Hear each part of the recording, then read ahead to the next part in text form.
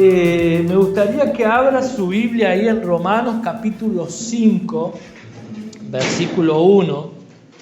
Romanos, déjenme ver si puse para grabar aquí. No puse. Amén. Abra ahí Romanos capítulo 5, versículo 1. Amén. ¿Encontraron? Dice así, pasaje muy conocido.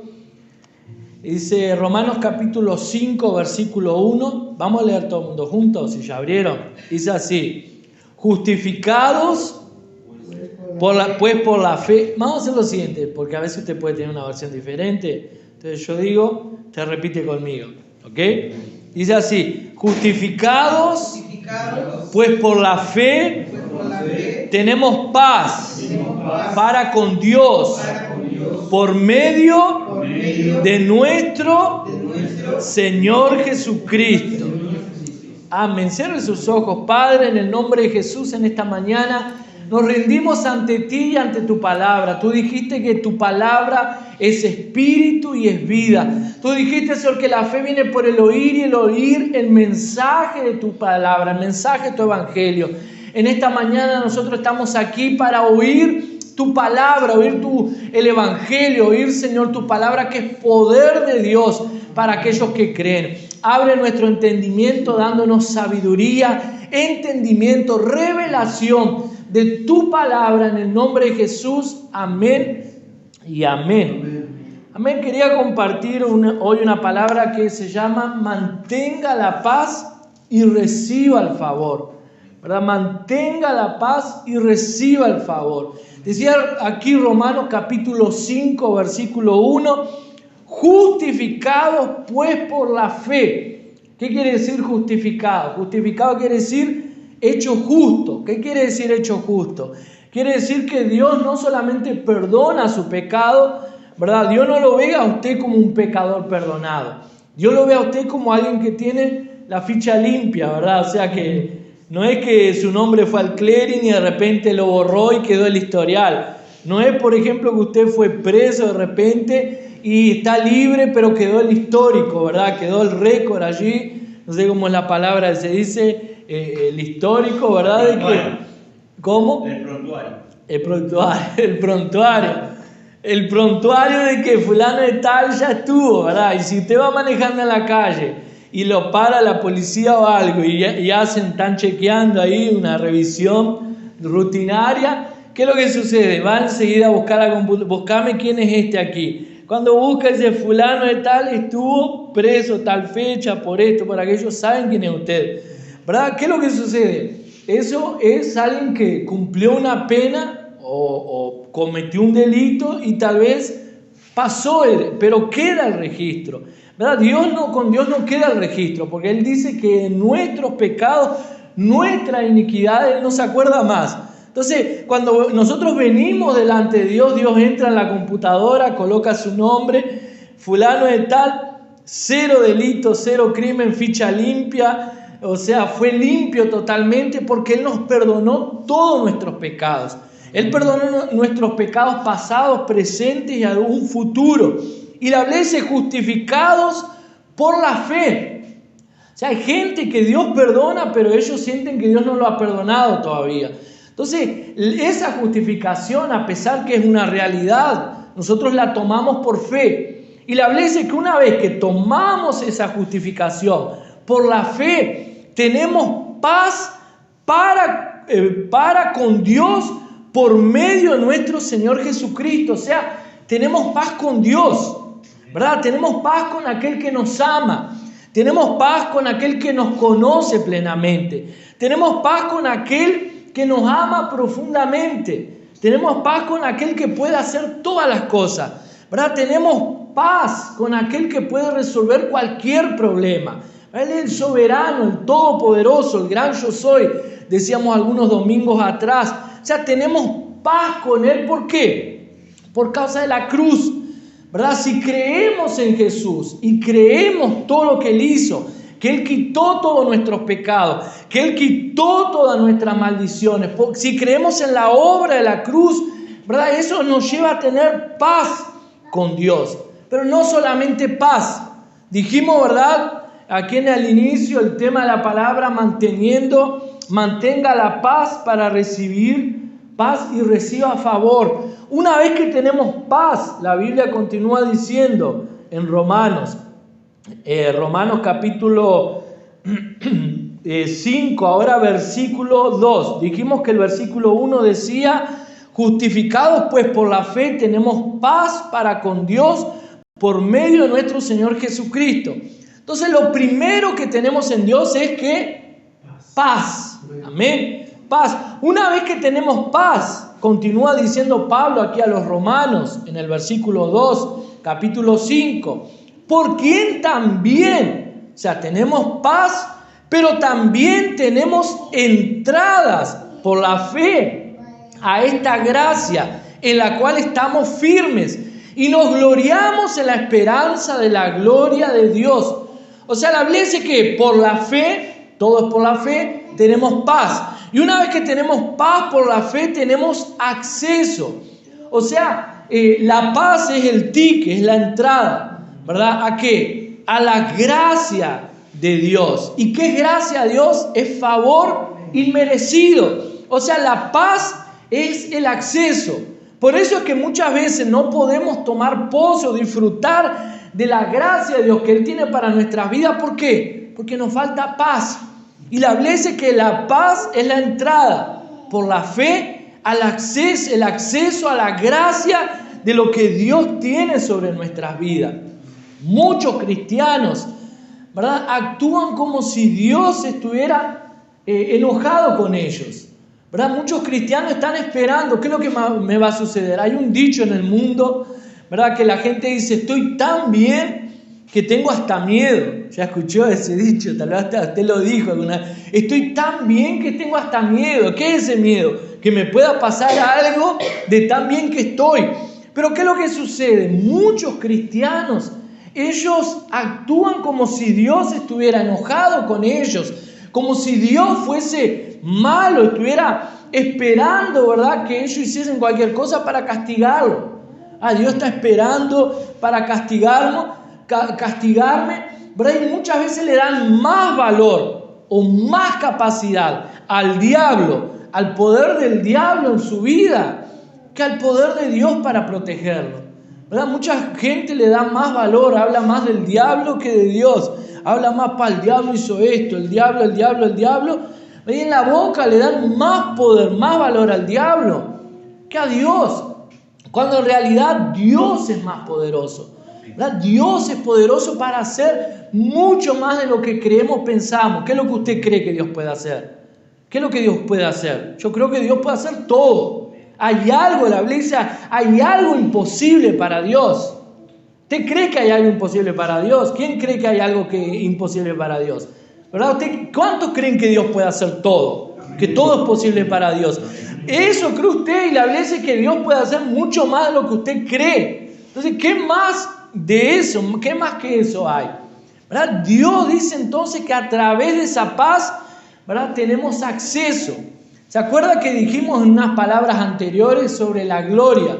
La Biblia dice que Abraham se fortaleció en Romanos 4:20, que Abraham se fortaleció dando gloria a Dios. Y dijimos que la palabra gloria en el Antiguo Testamento significaba peso, ¿verdad? Valor, valorar algo, agregarle peso a una palabra, agregarle importancia a algo, valorar.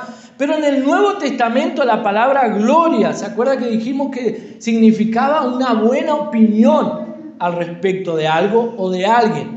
O sea, la Biblia dice que Abraham se fortaleció dando gloria a Dios, o sea, teniendo una buena opinión al respecto de Dios que él servía. Al punto, era tan buena su opinión y tanta gloria que le dio a Dios, al punto de obedecer a Dios para sacrificar su hijo. ¿Verdad? La Biblia dice que Dios le pide allí a Abraham su hijo como una ofrenda. Le dice: Abraham, trae tu hijo, tu único hijo, el que te di, el hijo de la promesa, Isaac, y ofrecémelo en un monte que yo te voy a mostrar, llévalo allí. Y la Biblia dice que Abraham toma a su hijo, dice allí Génesis 2:22. Dice así, Dios le dice a Abraham, Génesis 22:2, toma a tu hijo, tu único hijo, a quien amas, y ofrécelo como holocausto en uno de los montes que te mostraré. O sea, difícil. Imagínense que Dios le dijera eso. Bueno, el Seba tiene 5 hijos. Bueno, uno no te cuesta nada, ¿no, Seba? Vamos a sacrificar uno. Elegía, tirá la moneda, tirá los dados, a ver cuál de los 5 lo ofrecemos. Total, te van a quedar 4.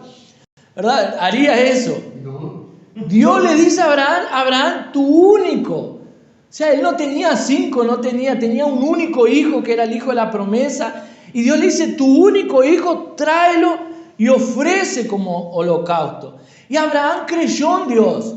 La Biblia dice que él creyó que Dios, aunque él lo matara, Dios lo iba a resucitar. Una locura, ¿verdad? Tenía que tener fe. Hebreos 11, la galería de la fe. Hebreos 11, 17 al 19. Dice así, por la fe Abraham, quien había recibido las promesas, fue puesto a prueba y ofreció a Isaac, su hijo único. A pesar de que Dios le había dicho, tu descendencia se establecerá por medio de Isaac, consideraba Abraham que Dios tenía poder hasta para resucitar a los muertos. En sentido figurado, recobró a Isaac de entre los muertos. En el corazón, ¿por qué es que él no tuvo que sacrificarlo a Isaac? Porque en su corazón él lo mató, ¿verdad? En su corazón él ofreció para Dios. Decía el autor de Hebreo en sentido figurado, él recobró a Isaac de entre los muertos.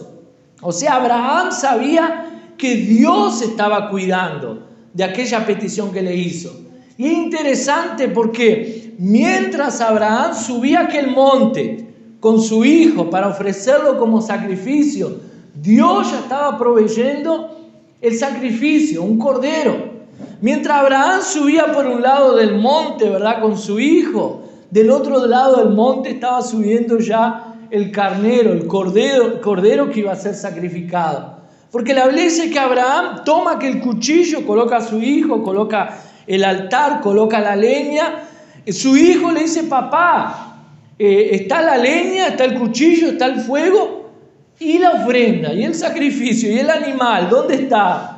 Y Abraham lo habrá mirado, imagínense su padre que sabe que va a tener que matar a su hijo, y le dijo, y Dios proveerá, ¿verdad? Jehová Jireh, Dios va a proveer, hijo, Dios va a proveer. Enseguida cuando él levanta el cuchillo, ¿verdad?, y lo va a sacrificar, se escucha una voz del cielo y dice, alto Abraham, no lo mates, Dios ya vio tu corazón y que se lo ibas a entregar. Pero en aquel momento él mira para un costado y en medio de unas enramadas, de unas ramas, había un carnero allí trancado de sus cuernos. Él toma aquel carnero y se lo ofrece para Dios. Dios ya estaba preparando.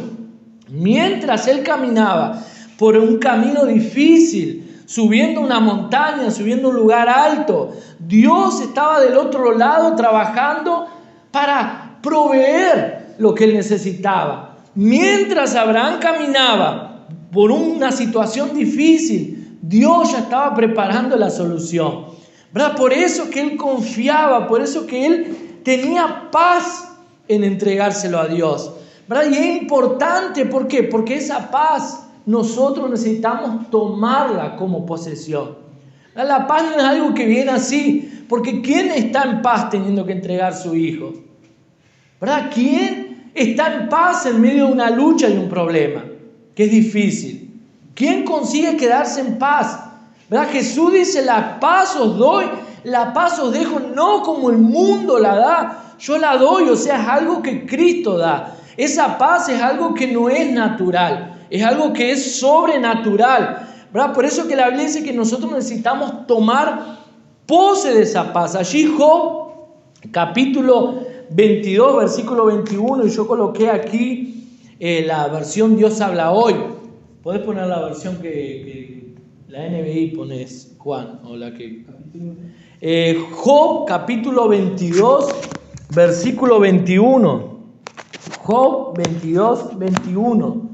Dice así la versión, ¿cuál es el 21? Trata pues de llevarte bien, esa versión está. Trata, versículo 21, dice, Sométete a Dios, ponte en paz con Él y volverá. Se salió eso que está perturbado.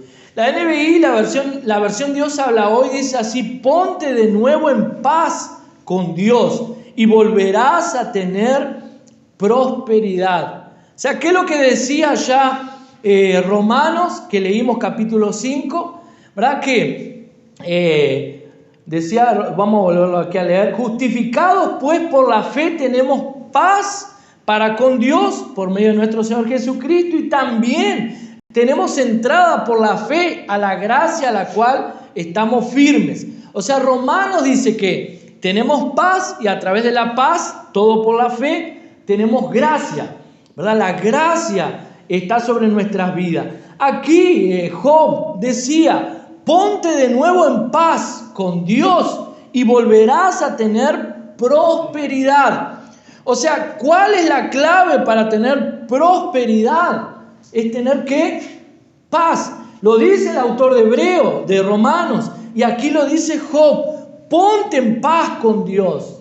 Entonces Romanos dice que por la fe ya tenemos paz con Dios porque fuimos justificados. Entonces el problema no es Dios.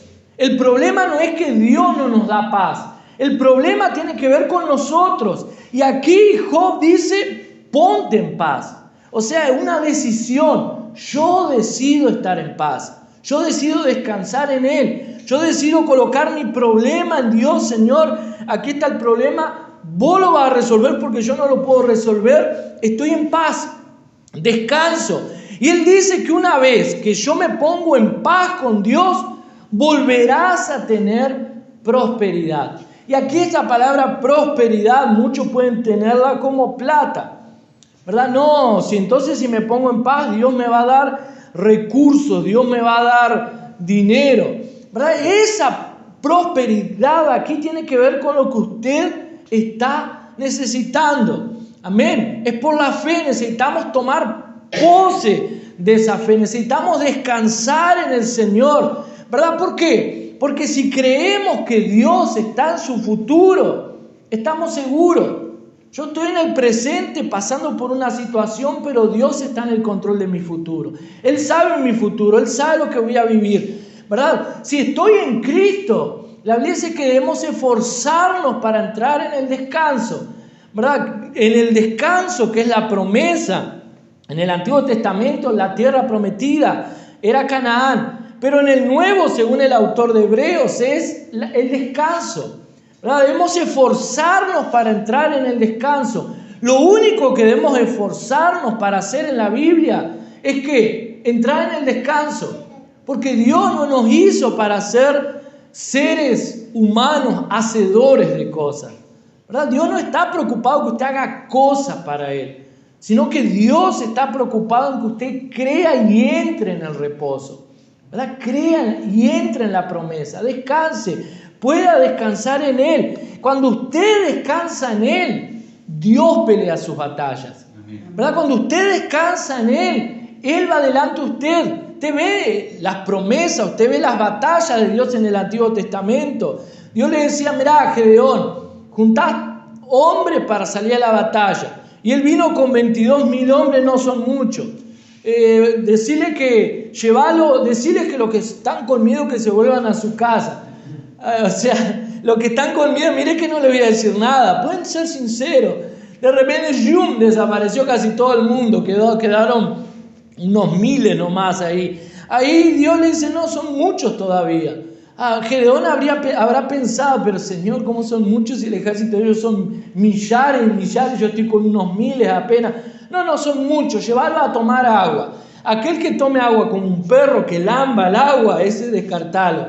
Aquel que tome agua con las manos y la traiga a la boca, ese va a servir. O sea, Dios estaba mostrando que aquel que bebe agua desesperadamente corre el riesgo de que lo ataquen. Aquel que agarra el agua y la trae a la boca está observando lo que está sucediendo. Solo esos me sirven, dice Dios. Ahí quedaron 300 hombres. 300 hombres para vencer con un ejército de millares. Ahí Dios dice: bueno, ahora sí me sirve, 300 hombres también. ¿Qué es lo que tenemos que hacer? Bueno, le voy a enseñar una táctica de guerra, sí. la más avanzada en tecnología. Ustedes van a cercar la ciudad que es amurallada, van a dar 7 vueltas durante 7 días, al 7º día van a dar 7 vueltas de nuevo y tocan las trompetas y gritan. Solo eso nomás. Está loco, este nos va a llevar a matarnos. ¿Qué táctica de guerra es esa? ¿Qué táctica de juego es ese? ¿Qué vamos a hacer?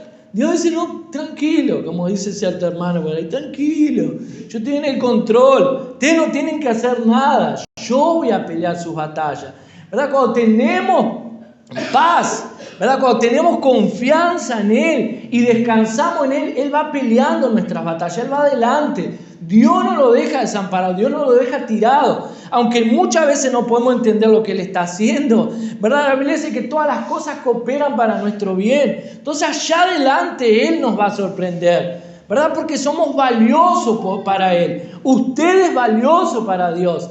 Imagínense, ¿cuánto escucharon hablar de Leonardo da Vinci?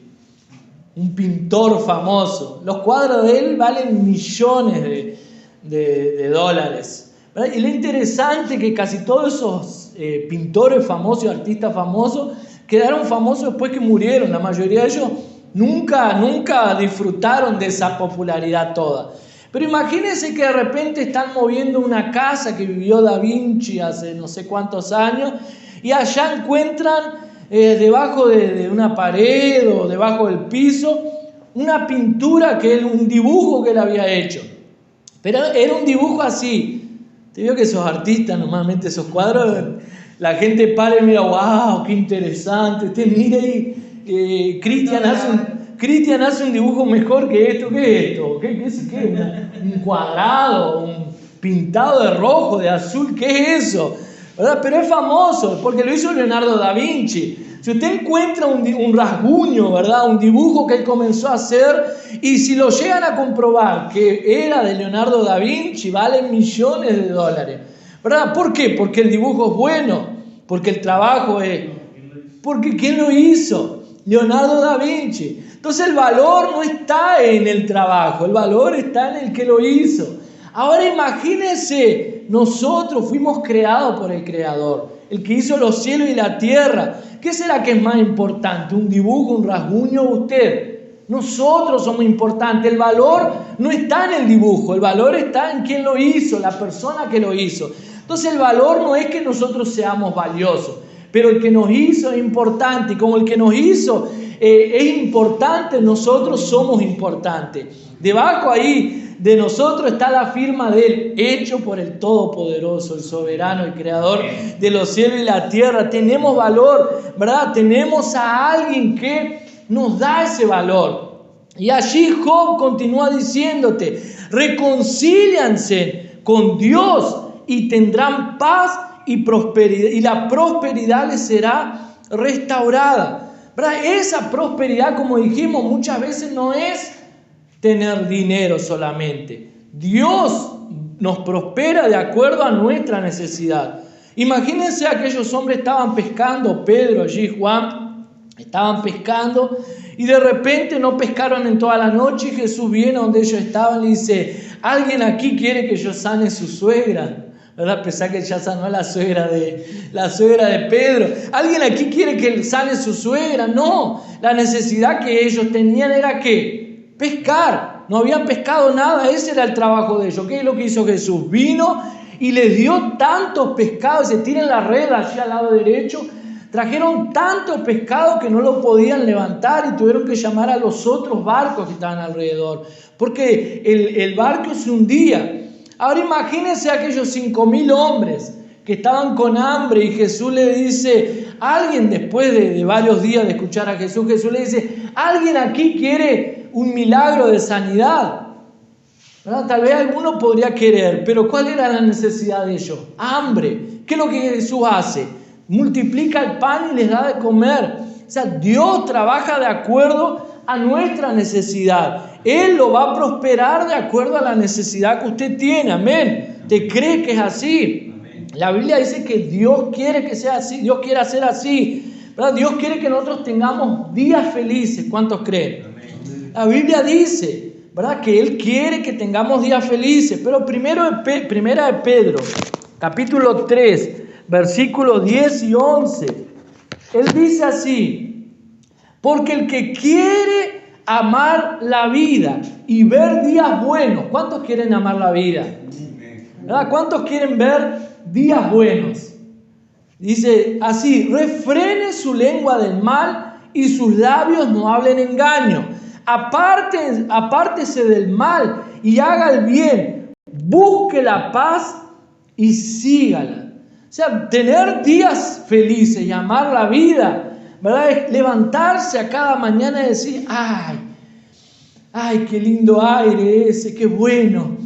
Cómo es bueno amar la vida, cómo amo la vida. Usted se va a acostar, ¿verdad?, de noche antes de ir a dormir y dice: wow, qué buena que es la vida, qué buena que es la vida que estoy viviendo, ¿verdad? Eso dice la Biblia: quien quiera amar la vida y vivir días buenos.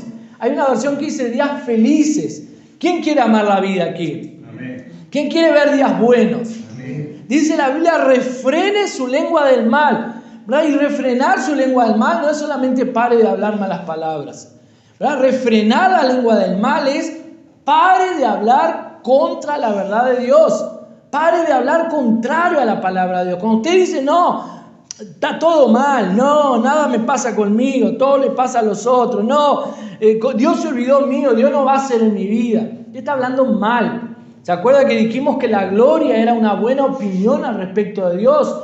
Lo contrario de gloria es tener una mala opinión al respecto de Dios. Tener una mala opinión al respecto de Dios es hablar mal. No, pero yo nunca hablo mal contra Dios. Usted no habla mal contra Dios a veces directamente, pero indirectamente usted dice: todo me sale mal, todo me va para atrás. ¿Qué es lo que usted está diciendo? Dios no me ayuda en nada, Dios no está. ¿De qué sirve servir a Dios, como dicen algunos? ¿Verdad? Pare de hablar mal. Dice: refrene su lengua del mal y sus labios no hablen engaño. ¿Qué es hablar engaño? Hablar lo que el diablo quiere que usted hable. Hable la verdad de Dios. Apártese del mal y haga el bien. Busque la paz. Otra vez más la Biblia dice que busque la paz y sígala. O sea, la paz está ahí, pero nosotros necesitamos buscarla y seguirla. Amén. ¿Qué es seguir la paz? Corro atrás de ella, la agarro, tomo pose, ¿verdad? Y me mantengo en ella y de ella no voy a salir. Está viendo que la Biblia nos dice que nosotros necesitamos buscarla y seguirla, ¿verdad? Necesitamos encontrar, buscar y seguirla. ¿Por qué? Porque esa paz es la que nos va a llevar a disfrutar de la gracia, ¿verdad? La paz en hebreo es una palabra conocida como shalom. ¿Ya escucharon esa palabra? Cuando un hebreo le dice paz, le dice shalom. Te puede usar esa expresión también. Paz en hebreo es shalom, ¿verdad? En griego es Irene, ¿verdad? El nombre, ¿qué han escuchado el nombre Irene? Bueno, Irene significa paz en griego. Entonces, paz es shalom hebreo, en griego Irene, ¿verdad? Pero significa ese shalom o esa paz, significa mucho más que apenas estar tranquilo. Significa tener paz en su mente, paz en sus emociones, paz en sus relaciones, paz en todo su cuerpo, ¿verdad? Eso significa ese shalom. O sea, shalom es ¿qué? Gracia. ¿Y qué es la gracia? Dijimos, favor inmerecido. Deje que Juan arregle eso, él sabe. No se me vaya, ¿verdad? La palabra shalom también proviene de la raíz que es shalem. Vio bien parecida la palabra. La palabra shalom, la raíz de shalom es shalem, ¿verdad? Shalem significa pago, ¿verdad? Que fue pago, que está pagado, ¿verdad? Entonces, ¿qué es lo que sucede? Para nosotros poder tener shalom, necesitamos primero tener shalem. ¿Qué es shalem? Tener pago, saber que fue pago. Para nosotros tener paz necesitamos saber que ya fue pagado todo en la cruz. Eso nos da paz. Imagínense, vamos a suponer que Sebastián le presta dinero a Juan, ¿verdad? Le presta dinero a Juan. Le presta, no sé, vamos a poner unos 40,000 pesos. Solo que Juan no se lo puede pagar al Seba. No se lo puede pagar. Y ahí, ¿qué es lo que sucede? Cuando Juan lo ve al Seba en la calle, se cruza para la otra vereda y va mirando, así como que no lo vi, porque no le pudo pagar y no le puede pagar. Ahora imagínense, yo voy y le digo, Juan, vamos a aprovechar, vamos juntos a Buenos Aires, que está todas las cosas baratas allá, Juan, ¿qué te parece? ¿Qué es lo que va a decir? Juan, pa, qué bueno. Pero lo va a mirar el Seba y el Seba va a decir, no tiene para pagar la deuda, pero tiene para ir a pasear a Buenos Aires. Nunca va a pasear él, no va a poder hacer nada. ¿Por qué? Porque a donde vaya, el Seba se va a enterar que él está allá y que no le pagó la deuda. No tiene para pagar deuda, pero tiene para pasear, o sea, no tiene paz. Pero supongamos que Alejandro se enteró de esa deuda y como le fue bien en el negocio, dice, yo le voy a pagar la deuda a Juan. Seba, ¿cuánto es, Seba, que te debe? Me debe 50.000 pesos. Bueno, te los pago, tomá. Te voy a pagar todo, pobre Juan, que Juan es un amigo, él está aquí en la celda liderando, llueve o truene, siempre está. Yo te voy a pagar. Yo te voy a pagar. Y ahí viene Alejandro y dice, pastor, dígale después, porque yo no lo voy a ver a Juan, dígale que yo ya le pagué la deuda. Solo que yo me olvido. Y Juan se lo encuentra de nuevo al Seba en la calle y Seba lo ve todo contento, que ya le pagó la deuda, ahora sí. Juan, ¿cómo está? ¿Todo bien, Juan? Y Juan mira para otro lado, no, que no me diga nada, me voy. ¿Por qué? Porque él piensa que la deuda está, pero ya fue paga. Solo que él no sabe que la deuda fue paga. Y después yo me lo encuentro el domingo y digo, Juan, disculpa que me olvidé de avisarte, pero me había dicho Alejandro que te pagó la deuda. Ahí Juan dice, ¿cómo me va a pagar la deuda? 50.000 pesos. Te pagó la deuda. ¿Pero cómo me la pagó? A ver, ¿dónde está el recibo? Muéstrame el recibo que pagó. En serio, ya está paga. Yo me olvidé, él me dijo, te dijeron, no, yo no creo hasta que no vea el recibo. Entonces, ¿qué es lo que sucede? La deuda fue paga. Él no debe nada, pero él no cree que la deuda fue paga. Él dice, no, es muy bueno para ser verdad. Entonces, y no va a disfrutar de paz, no va a tener paz porque él piensa que hay una deuda todavía, cuando la deuda ya fue paga. Entonces muchos no disfrutan de esa paz. ¿Por qué? Porque ellos piensan que le deben algo a Dios y que Dios está esperando cualquier momento para soltarle una plaga, un rayo en la cabeza y partirlo en medio. Yo sabía, caí, tropecé, fue Dios, ¿qué hice? A ver, no, me olvidé de devolver el diezmo, debe haber sido eso. No, no estoy orando lo suficiente. ¿Verdad? La Biblia dice entonces que esa shalom, esa paz tiene que ver con favor inmerecido. ¿Verdad? Y hay un pasaje conocidísimo, una historia en la Biblia, ¿verdad? Que tiene que ver con ese shalom. La Biblia dice que allí había un lugar, ¿verdad? Una ciudad donde el profeta Elías, ¿verdad? El profeta Eliseo siempre pasaba por una ciudad. Cuando pasaba por aquella ciudad, dice que había una mujer que tenía mucho dinero. La Biblia llama a esa mujer, no aparece el nombre, lo único que dice que era una sunamita. Sunamita es de Sunem, una ciudad Sunem, llamada Sunem. Y aquella mujer, dice la Biblia, que tenía mucho dinero, tenía mucha plata. Y su esposo, los dos eran ricos, ¿verdad? Y ella va y le dice al marido, mirá, siempre que viene el profeta que pasa por la ciudad, o sea, siempre que el profeta pasaba por la ciudad, ella lo recibía en la casa de ellos, lo recibían, lo hospedaban, pero ella le dice al marido, en un momento le dice, mirá, ¿por qué no construimos aquí en casa un cuarto? ¿Verdad? Un cuarto para el profeta. Cuando el profeta pase por la ciudad, en vez de quedarse en casa, se queda en su cuarto allí, ¿verdad? La arreglamos todo, le ponemos un aire acondicionado, una heladerita allí, una cama, lo que él necesite, y cuando él venga, él se queda allí, ¿verdad? Y hizo así, le hizo aquel cuarto, el profeta pasaba y se quedaba en aquel cuarto, y el profeta se sintió muy agradecido por eso.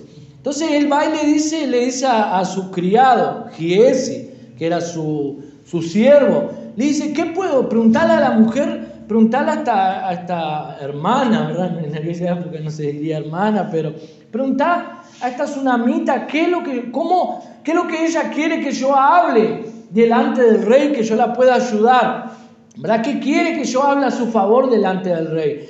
Y la mujer dice, no, decile al profeta que no necesito que hable delante del rey, nada a mi respecto porque yo tengo todo. O sea, ella era rica, aquella mujer. Entonces no necesito nada del rey, muchas gracias. Ahí el profeta dice, pero entonces, ¿qué podemos ayudarla? ¿Qué te parece a vos que podemos ayudar a aquella mujer? Ahí el criado le dice, bueno, ella no tiene hijos, el marido es de edad avanzada y no tiene hijos, tal vez podría orar para que Dios le diera un hijo.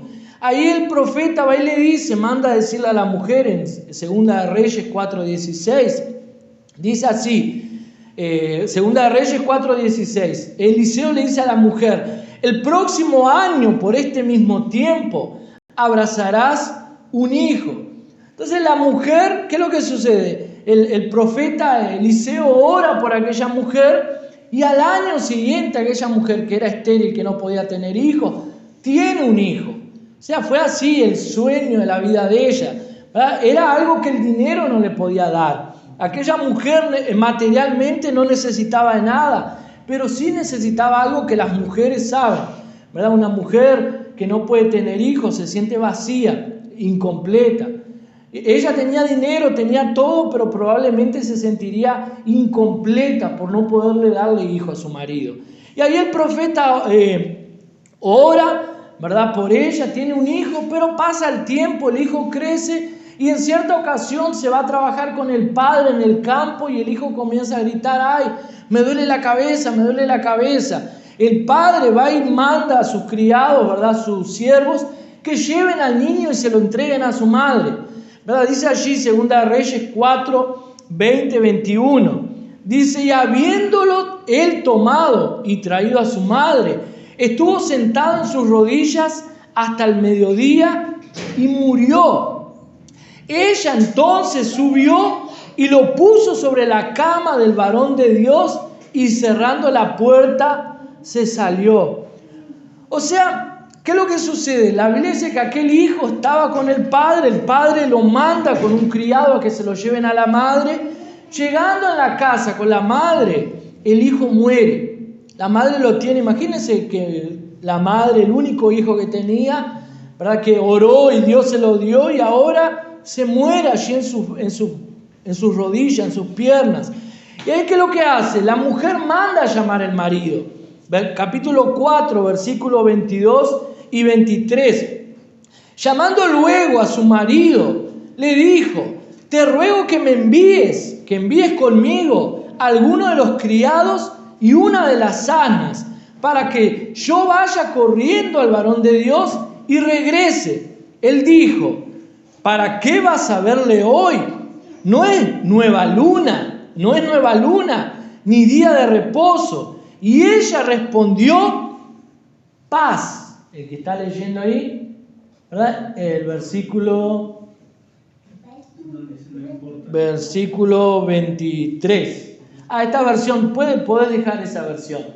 El versículo 23. ¿Para qué vas a verlo hoy? Preguntó su esposo. No es día de luna nueva ni sábado. No importa, respondió ella. O sea, en alguna traducción aparece shalom. En otras traducciones aparece no importa, el significado es el mismo. ¿Qué es lo que ella quiso decir cuando dijo ese paz? Ella quiso decir, está todo bajo control. Tranquilo, está todo bajo control. Esa era la traducción para shalom. Shalom significa Dios está en el control, está todo en paz. ¿Verdad? Hay unas versiones que ella dice, está todo en paz, todo corre en paz. O sea, imagínese usted, si su hijo muere y viene su marido y le dice, mira, préstame el auto, en estos días sería el auto, o llama un taxi que me voy a donde está el profeta. Su marido le dice, pero ¿qué pasó? ¿Para qué va a verlo el profeta si hoy no es día de fiesta ni nada? Tranquilo, está todo bajo control. ¿Verdad? ¿Será que una madre diría eso? Gritaría desesperada, se me murió un hijo, se me murió, ayúdame, mi hijo está muerto. Aquella mujer no se desesperó. Ella dice, está todo en paz. Yo creo que Dios va a hacer algo.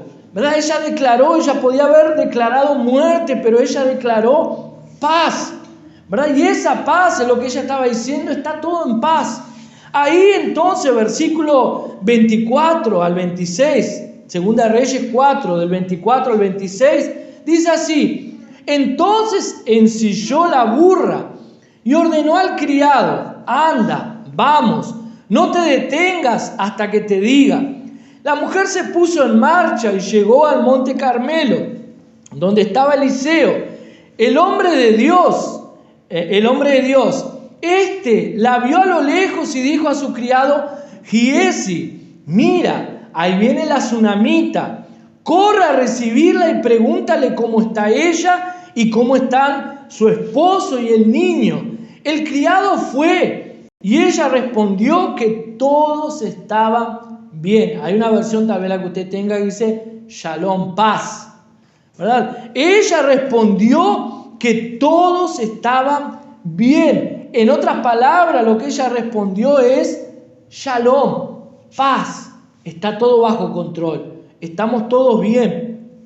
Es increíble que Dios no le había revelado al profeta cuál era el problema de aquella mujer. Él no sabía por qué la mujer lo estaba viniendo a ver. Y como Dios no le reveló, él le dice: mira, preguntale a aquella mujer, a Giesi, su criado, preguntale cómo está ella, cómo está el marido y cómo está el hijo, porque por algo me habrá venido a buscar. Cuando ella llega, ella dice: está todo bien, estamos todo bien, está Shalom. O sea, la mujer aquella no tuvo miedo de las circunstancias que estaba atravesando. La mujer aquella no habló sobre muerte ni desgracia. Ella dijo: Shalom, paz, está todo bien, está bajo control. Y ahí, si nosotros leemos la historia, la Biblia dice que el profeta Eliseo trae el niño, ora por el niño y el niño resucita. Y le devuelve a aquel niño nuevamente, ¿verdad?, su hijo en paz, su hijo vivo. Aquella mujer creía que así como el profeta había orado y le había dado un hijo, ella creía que el mismo poder de Dios que le dio un hijo podía resucitarlo. O sea, ella creyó lo mismo que Abraham creyó, ¿verdad? Que mi Dios es poderoso para resucitar mi hijo que está muerto. Él me lo dio, ¿verdad? Nosotros debemos ser aquellos que declaramos paz. No, pero yo no soy hipócrita. La cosa está fea, la situación está fea, no importa. Declare paz, declare que Dios está en el control de todas las cosas. Declare aquello que usted quiere ver, ¿verdad? Porque el mundo vive debajo de una paz, falsa paz. Las religiones predican sobre una falsa paz. ¿Por qué? Porque piensan, no, está todo bien, ¿verdad? El mundo, las religiones que viven allá, que existen allá afuera, ellas hablan de paz, pero ninguna de ellas hablan del poder de la sangre de Cristo, ¿verdad? ¿Por qué es que nosotros tenemos paz, dice la Biblia? Por medio de Jesucristo. Tenemos paz para con Dios por medio del sacrificio que fue hecho en la cruz, porque hubo sangre derramada. Las religiones allá afuera que hablan de paz, ellos no colocan la sangre derramada. Entonces ellos no viven en paz porque hubo un sacrificio. Ellos viven en paz porque dicen: no, yo creo, está todo mal, todo tranquilo, ¿verdad? Pero va mucho más que eso, ¿verdad? La paz va en creer en el sacrificio. Ahora imagínense, y ya finalizamos aquí, imagínense, Dios le da una orden al pueblo allí en Egipto y le dice: mira, yo voy a pasar a medianoche, el ángel de la muerte va a pasar, y todo aquel que tenga la sangre sobre el dintel de su puerta, el primogénito no va a morir. Pero si hay una casa que no hay sangre sobre la puerta, el primogénito va a morir. Y la Biblia dice entonces que el ángel de la muerte pasó allí después de las 10 plagas, ¿verdad? En el final, mejor dicho, la última plaga era esa. El ángel de la muerte pasó por Egipto, y donde veía sangre encima de una puerta, él pasó por encima. Pero donde no veía sangre, las personas, el primogénito que estaba dentro de aquella casa moría. Ahora imagínense la teoría que el mundo ofrece. Dios es bueno. Dios es bueno. Entonces Dios no va a traer juicio sobre nuestras vidas. Estoy en paz porque Dios es amor. La Biblia dice que Dios es amor. Entonces, si Dios es amor, Él no va a traer ningún juicio sobre este mundo, porque Dios es amor, Dios es bueno. Dios es amor, pero Dios es justo. Y como Él es justo, imagínense un juez que está delante de un pedófilo sería la palabra, y le dice así: mira, porque yo te amo, te voy a perdonar, estás libre, podés irte en libertad. O sea, un juez puede hacer eso. Él es justo. No, andate, yo te amo, te perdono. Mataste a una persona y sé que vas a matar a otra. Pero andate porque yo te amo. Está todo bien, te perdono. ¿Verdad? Un juez nunca puede decir eso. Dios tampoco podía decir porque Él es justo. Y como Él dice, yo te puedo perdonar y te amo, pero vas a tener que pagar la condena. Y como Dios era justo, Él tuvo que enviar a su hijo a morir porque alguien tenía que morir. O usted muere o mi hijo muere. Yo prefiero poner mi hijo porque te amo. O sea, alguien va a pagar, no está libre. La condena alguien la tiene que cumplir. Su hijo la cumplió, hubo derramamiento de sangre. Entonces esa sangre es la que nos produce paz. Confiar que Él derramó su sangre en la cruz del Calvario. No es una falsa paz, una falsa esperanza. Hubo un precio derramado para que nosotros tengamos paz. Ahora imagínense en aquella casa en Egipto, el padre dice, no, tranquilo, Dios es amor, Dios no nos va a hacer mal. Si Dios nos creó, ¿cómo nos va a hacer mal? Nosotros somos el pueblo de Él, tranquilo nomás, no necesita pasar sangre ninguna encima de la puerta.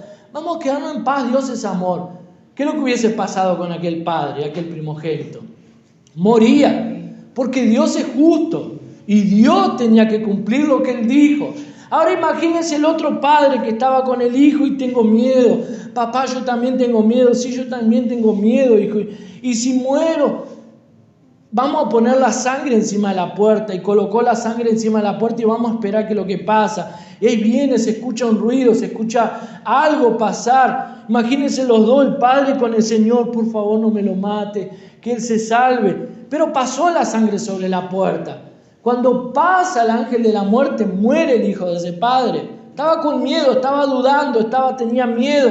No tenía paz porque podía pasarle algo, pero la sangre estaba allí, Él la puso igual. ¿Qué es lo que sucede? El ángel de la muerte pasó y no mató a ese primogénito, aunque él tuviese miedo. ¿Verdad? Hoy muchos cristianos están igual así. Dios les da una promesa, pero no tienen paz. Y como no tienen paz, no pueden disfrutar de la gracia. Gracia, favor inmerecido. ¿Verdad? Dios nos perdonó, Dios pagó un precio, la sangre fue colocada sobre nuestra casa, sobre nuestras vidas. ¿Verdad? El ángel de la muerte no nos puede tocar. Jesús venció la muerte en la cruz del Calvario.